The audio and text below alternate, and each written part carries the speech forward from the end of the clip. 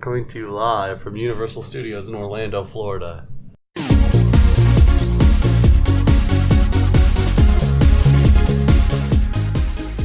Did you ever watch Family Double Dare? Family Double Dare was great.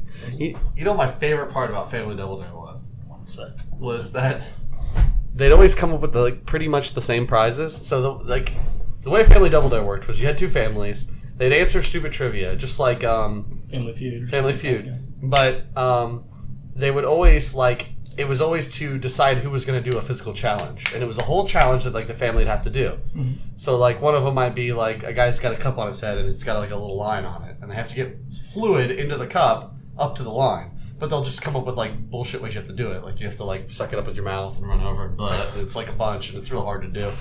Most of the time, it was two people had to you had to pass it to somebody, so you get the whole family involved. Well, the end for the family who had won for the day, they would always just in Family Feud, you'd have that one last challenge, and it was what you could do to try to win the big prize, right? And it was a relay race. So there was an obstacle that each family would have to do, and they would get a flag at the end of it, and then hand the flag on. And I may have watched this. Now that you're saying that, right? I think I did. And each flag had its own prize, but then leading up to the big prize, which was typically a trip to Nickelodeon's resort, a Nickelodeon resort. Which in and of itself, I think there's a lot you could. I have a lot of questions about a Nickelodeon resort, but the prizes leading up to it were always the same, and they were great. It was like a TV VCR combo, which was good, and then they would do a Nintendo 64, a Super Nintendo, and they would always advertise this trip to Universal Studios, and I thought it was funny because they're already there. Yeah. So they have an opportunity to win a trip to the place they're already at. Right.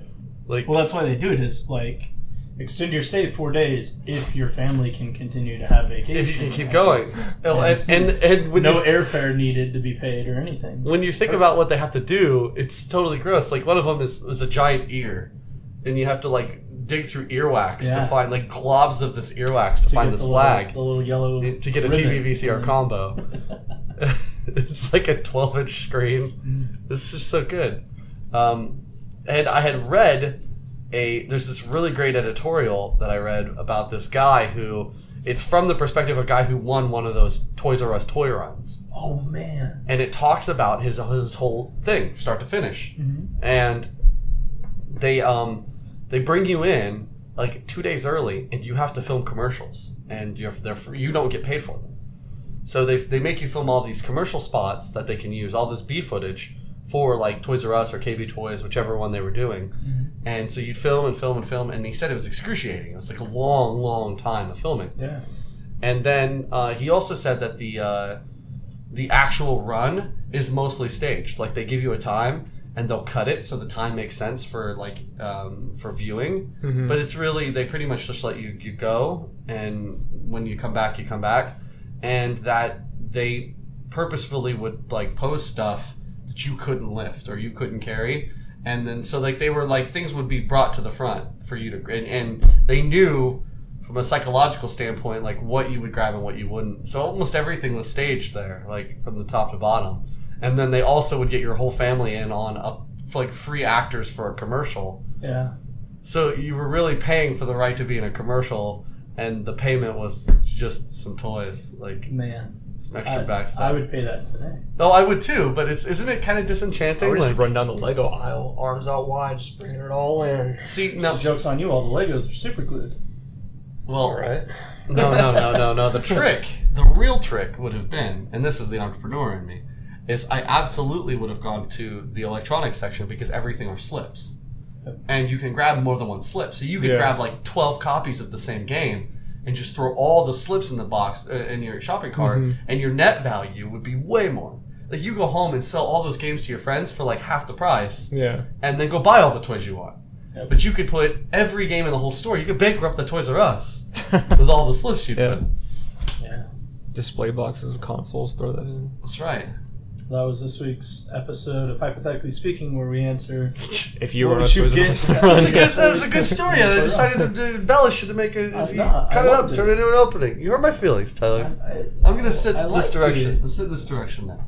I'm gonna talk this way. Cue the music. So, speaking of awful game shows, Michaela and I we were sitting down and we were watching a cringe compilation, which are like the worst things possible to watch. And we watched a cringe compilation that was like an 80s-ish, it seemed like, game show. And it's always like this little girl, and it's a cringe compilation, so I don't know if it's always a little girl, but it's like this kid and then their parents sitting next to them. And the game show host would always try to kiss the little girl on the lips. And he's like a 30, 40 year old man. Is that the contest? No, that's just the introduction. I like the idea. So it's... Well, I mean, I don't like the idea. Be careful. Shit. It's not like the Dodge a Kiss challenge. Uh-huh. It's like genuine, like, this little girl's sitting there, and the guy's like, well, you're really cute, and like puts the microphone in her face. She's like, thanks. And he's like, do you kiss any boys? And she's like, no. And he's like, well, do you want to kiss me? And she's like, no. And then he like lunges in to get a kiss real quick, just steal a little smooch from this like 7 or 8 year old girl. And dude, there was like 13 of them in a row of just all these different little girls. And there was one where there were like 3 girls all lined up, and he just went around the front of the podium and gave all 3 of them quick kisses. And like ones where girls would like put their hands in between his face and theirs, and he'd still like go in for the kiss. And the end, like the accoutrement, the top like dog was this lady, the mom sitting next to the kid, and she's like, "You're just an old pervert." So good. And that's where. That's good. It was awesome. So, I like to think that he was like he just thought it was a good gag. Like, yeah, it's just a real good gag. Yeah, it was all in jest. Yeah, he's not trying to give kids kisses on the lips all the time. Yeah, it's just little jokes. Well, it's like the Stephen King controversy that comes up every time anybody talks about it. If you've read the book, do you know what I'm talking about? I haven't read this one. I haven't read the book It. So it's just funny. Anytime we talk about it, are we talking about something we've referred to before, previously, prior, or the thing? I don't know anything about This it. is the rom-com starring Stephen King. Pennywise the Clown. Okay, so the book is really fucked up. Okay, it's like super fucked up. Sure. And no movie adaptation has done justice to the very strange thing Stephen King decided to add. Mm-hmm. The book starts with like this really deep description of like a gay bar, and then like it goes into like all these really strange details of what's going on in the bar. None of it matters other than that a guy leaves the bar, and when he leaves the bar he gets like torn up alive. But there's just this really large like detail of this gay bar. That's not the weird thing. The weird thing is, so it's you probably know, whether you've seen the movie or not, that the story takes place in 2 different time frames. It takes place in like 1958, and then it also takes place in present day, like as they've all grown up, right? Right. And so they've gone to try to kill Pennywise the first time. This isn't a spoiler for anybody. They gone to try to kill Pennywise, and they think they succeed, but then he comes back when they're adults, and they go to settle the score. Right. That's the story of it. Well, after they succeed the first time, there's like 6 kids, right? And one of them is a girl. They have an orgy, and they're all like prepubescent. So the beginning, like the story is told from the perspective, the mind's eye of this middle-aged guy, and they try to. One of the big things that they push in the story is like whether it's supernatural or not. A lot of them have forgotten like what had happened when they were younger. And Bev, who is the name of the girl in the group, and Ben are talking, and they start to remember, and they foreshadow this weird like 5-on-1 like pre-adolescent orgy that they have. And then you know it's coming, and like they could have just left it at that or never put it in.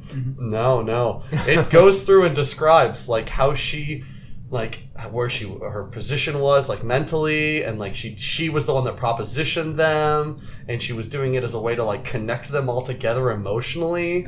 And it's really weird. Like Stephen King does that. I remember reading an excerpt, or one of my friends asked me to read this excerpt from a Stephen King book he was reading, and it was about this boy who was returning a book to the library, but it was late, and so there's like a guy in a trench coat in a bush who's calling the kid over, and he's like, "Is your book late?" The kid's like, "Well, yeah." and then he proceeds to rape the boy. But it goes into like a lot of detail about like the experience from the boy's point of view.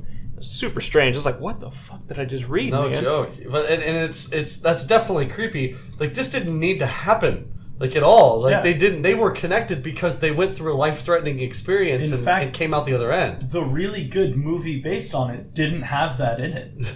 So it's almost like they could have left it out and had a perfectly fine story. Yeah, so Stephen King's stance on it over time, because it keeps coming out. Like every once in a while somebody thinks they've kind of stumbled across this gold mine. They're like, hey, how about this time Stephen King had like a 6-kid orgy in his book?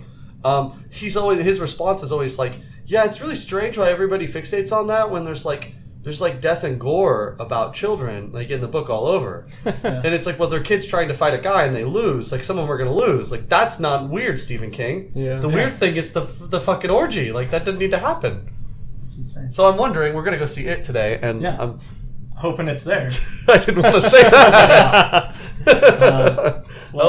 I'm glad that you brought it up because, and I say it like capital I. I'm glad you brought it up because today's topic is if you could live in the horror movie of like one franchise, what franchise would you pick? Super excited for this one. So my name is Tyler Malter. With me as always, John Reed, Sean Murphy. And we're going to dive into that one. So who wants to go first? Sean, you said you have a good one. I'm excited. So we're not going to let you go first. Don't let me. John, you go first. You want me to? Yeah, I was still trying to mull over a few choices in my head. So I had a couple ideas.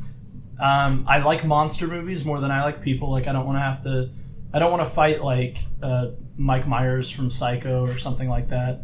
No, Mike Myers is Halloween. Yes. Yeah, from Halloween. Like I don't want to fight Norman a person. Bates. Yeah, Norman Bates from Psycho. I want to fight something like supernatural, like super crazy. Oh, really? Yeah. Like I want like an It almost. But turning into a giant syringe isn't really gonna scare me that bad. But so like I was thinking like something like It or but I was going down monster movies and I was like, man, I would love to be in the movie Eight-Legged Freaks. Giant spiders. Just giant spiders like invading my house and everything. Oh, no. But I finally settled on Stranger Things. Oh, really? If I could be in one, I would pick Stranger Things. Because Stranger Things is super cool and it's super creepy.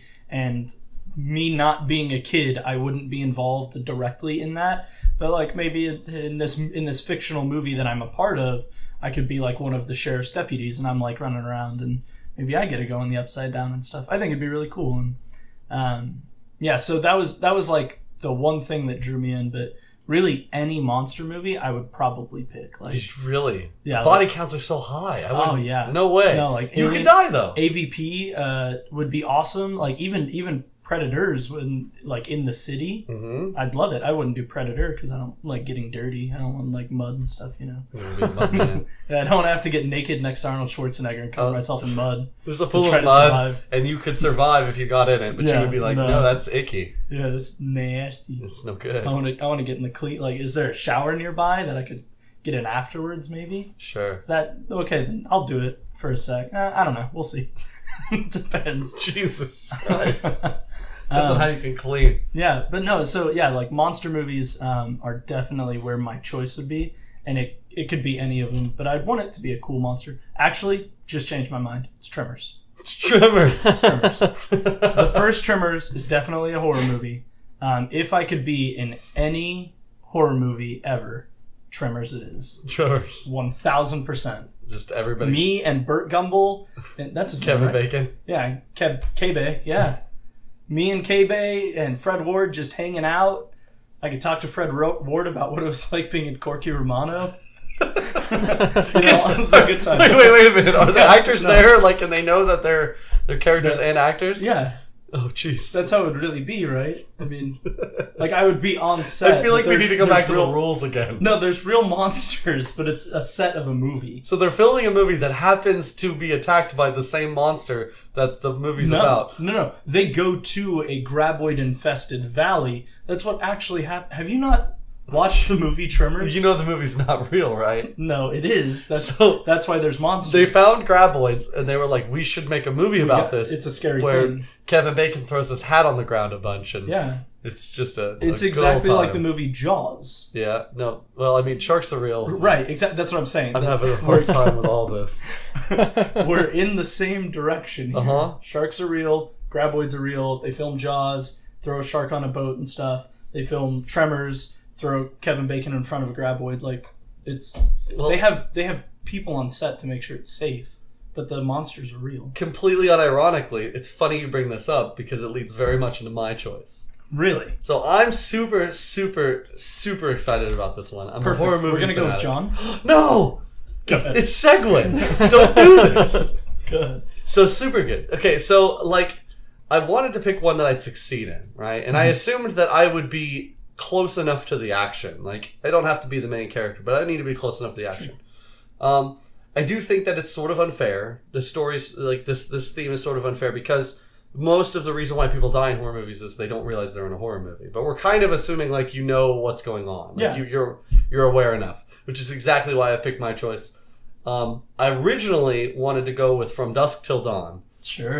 That's a good one. I want to stick to monsters that have rules. Mm-hmm. And so I'm gravitating towards vampires for two reasons. And this is where I think you're fucking up.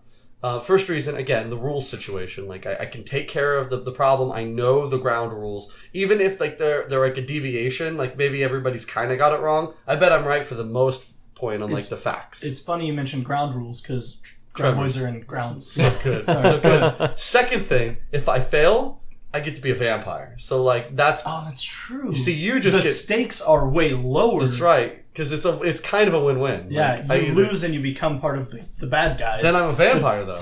But then you start winning against other humans. Super win because when they've got me, like humans' only rule is don't die. So like Mm-hmm. I'm good. So that was a big point there. And so I thought From Dusk Till Dawn, but if you've seen the movie, they're fucked. Like they end up surrounded by vampires, very low success rate. Yeah. There's like a dozen humans in the show. I mean, not to mention everybody that's all the bikers and stuff that are there. Right. They all die. Like Yeah. very low chance of winning. So I chose a slight deviation from that, and I picked Fright Night.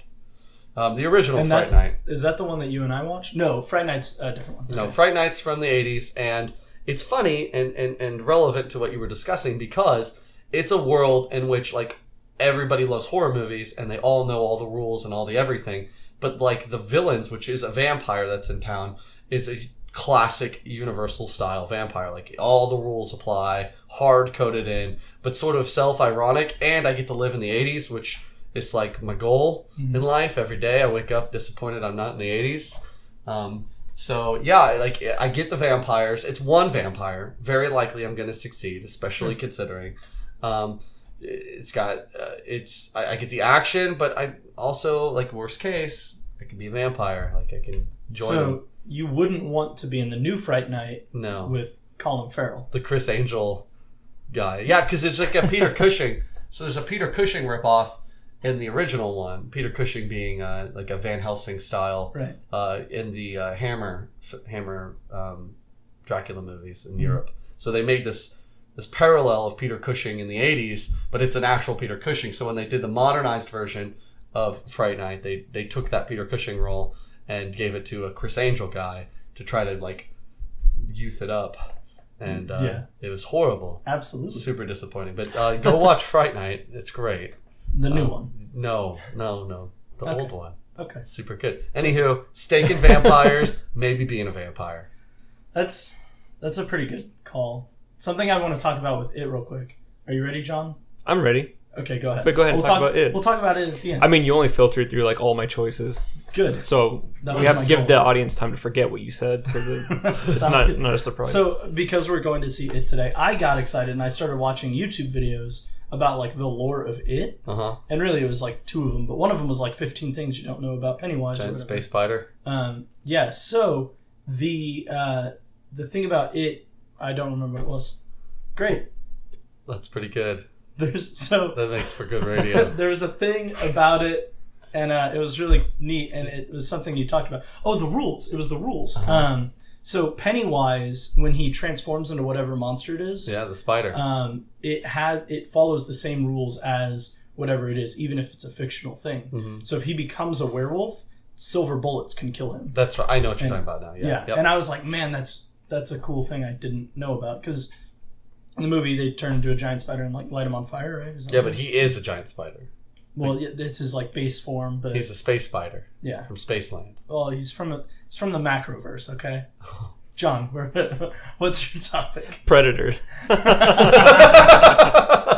Yeah, so I like the idea about rules that you established, Sean. So that kind of was what cemented it for me.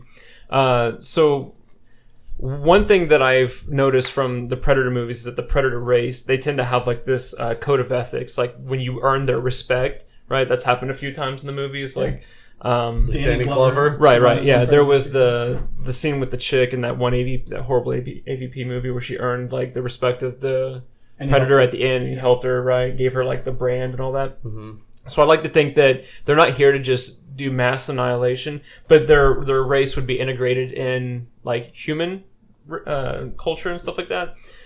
So I'm gonna like tweak the horror movie or the horror franchise a little bit, but so they come here and it's like taking. I'm also a big fan of like UFC fights, and I was also a former Marine, so I'd like to think that like we could integrate their hunter mentality and training tactics and technology into like the military, and I believe that the Marines would probably benefit the most from that. Yeah. So you think that you would be like strong enough and cool enough that the Predators would just like buddy up with you guys? Yeah, why not? Right? I think Like there could be some Xena sort of like Warrior mutual Princess thing benefit that you between have. like joining forces with like the Do you human remember species. the last time a group of Marines met up with one of the Predators? I don't. Was that one of the AVP They movies? did. It was. died. It was the first. It was the first Predator Yeah. movie. Oh, that one with Arnold Schwarzenegger. Yeah. The sexual Tyrannosaurus. I was staring at Arnold's body too much to really pay attention. Oh, Really? Yeah, I was just transfixed by that. I mean, Arnold wins, That was a movie all in its own. so at least that's put is that out there. Arnold's pecs and Yeah. stuff. Yeah, oak chest. Well, Arnold and Adrian Brody are the survivors of Yeah. of the Well, Predators. Danny Glover And Danny survived. Glover. Thank God. They should put them all in like a new I want- Expendables. I, Just the three of them. I don't want him in a new Expendables. I want him in a new Predator movie. Yeah. Did you guys slide aside? Did you see the new Arnold Schwarzenegger movie? It's oh so wait, fucking good. Gunther, whatever. Yeah. The preview. I saw the trailer. He's for it. like It was he's hilarious. like this international like assassin, and I don't know if I'm gonna ruin this and everybody's gonna get upset. I don't It's know. okay. Earlier I said Predators when I meant Predator 2, so It's okay. people It's are okay. already upset. They think you're talking about Tobey Maguire or whatever. Topher Grace. Anywho, yeah, Arnold he's like a well versed, well experienced assassin, and all these like in a wacky races style. There's like a bunch of assassins that are trying to murder him But they're like ragtag group. in his like day to day life. Like Yeah. so, he's like in his house like pouring a cup of OJ, and like snipers are coming in like trying to kill him, and he's like it looks as though he's just gonna cut through them all, and just using his experience and capabilities to like kill everybody. Yeah, it's like a So, action comedy. It looks pretty good. Looks good. I'll watch it. It's like Mr. and Mrs. Smith, except but good. Arnold is Angelina Jolie Yeah, and and Brad Pitt. He wears like the is little everyone round else. like glasses too, like sunglasses, and his hair's all slicked back in style and stuff. Yeah, it's not a hilarious. weird So he looks opportunity like- for softcore porn. He looks like Leon the Professional. He's like a super over the top like Hollywood director type, but he's a hitman. That's awesome. I always felt like that movie, Mr. and Mrs. Smith, was like we showed up an hour early to some weird like costume sex role play thing that Brangelina did, and they filmed it. They were like, "We're gonna be sexy spies, and then we're gonna do it." We just got the sexy spy part. Like they forgot to actually get to the part where they have sex after they the did roleplay. And it was a Patreon bonus. Oh, if you hit a certain tier on Patreon, Angelina You got the Jolie- next 30 minutes of the it was like 10 minutes. Everybody knows Brad can't last. Jesus. That's it. Why would you attack Brad? I've decided that hypothetically speaking is in an adversarial role with Brad Pitt. Holy shit. I suppose it's a good time to tell you that he's one of the sponsors of our show. Good, come at me, bro. Okay. Well, I want a horror movie where I kill Brad Pitt. I like Brad Pitt. I don't know where it came from. so are there any horror movies that Brad Pitt is in? California with a K. He's a murderer. That's a horror movie? I would say horror suspense. Oh. I kind of lump them together. Is that like a Mortal Kombat situation where they change all the C's to K's? Yeah. California is spelled with a K. But you would be David Duchovny. So I love David Duchovny. I knew that would strike a chord. Have you seen California? No, but I like him in Twin Peaks. David Duchovny. Yeah, he's in Twin Peaks, and he's transgender. He's a transgendered FBI agent. That sounds great. It was very What's progressive for the 90s. Because it would be awesome if it was Scully. It's not. It's not Scully. David Duchovny has a sex change to become his partner, Scully. That would be Like awesome. she's missing from his life, so he just becomes her. Yeah, that'd be so good. It's another softcore porn we showed up too early to. Anyway, David Duchovny and Brad That would be a Pitt. good hypothetically speaking. If you could be a part of any softcore porn's narrative before the porn, which one would you pick? Oh, that's really good. I'm picking Super Hornio Brothers. I just want to hang out with Ron Jeremy, eat a scone. Oh my god, I'm glad you had one. Okay, well, I think that's going to do it for this week's episode of Hypothetically Speaking. I'm Tyler Malter. You can find me at TJMalt421. Find John Reed at John Reed Art. You can find Sean Murphy at Chuck Bonsai 1. And we will see you next week. Peace. Don't die. Hypothetically Speaking is a Table Night production. I can't believe those assholes paid me $5 just for that.